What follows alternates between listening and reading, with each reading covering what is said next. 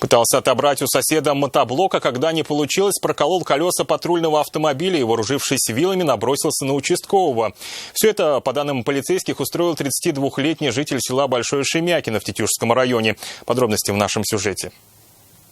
История уголовного дела началась с желанием нетрезвого 32-летнего жителя села Большое Шемякино отобрать у своего соседа мотоблок. Тот был против, завязался конфликт. Для выяснения обстоятельств на место приехал участковый. Увидев его, предполагаемый злоумышленник рассердился не на шутку. По версии полицейских, он схватил вилы и проколол колеса патрульного автомобиля. На этом не успокоился и набросился на участкового. В дате последний вынужден был сделать предупредительный выстрел в воздух, однако это не возымело действия, после чего он произвел выстрел на поражение. С огнестрельным пулевым ранением грудной клетки нападавший был госпитализирован в Центральную районную больницу. По данному факту полицейские уже проводят служебную проверку. Предварительно применение табельного оружия признано правомерным, а вот нападавшего привлекли к уголовной ответственности. Следственным органом Следственного комитета Российской Федерации по Республике Татарстан в отношении него возбуждено уголовное дело по статье применения насилия в отношении представителей власти. Как только нападавший подправит свое здоровье, ему изберут меру пресечения. Известно, что 32-летний мужчина состоит на учете врача-психиатра.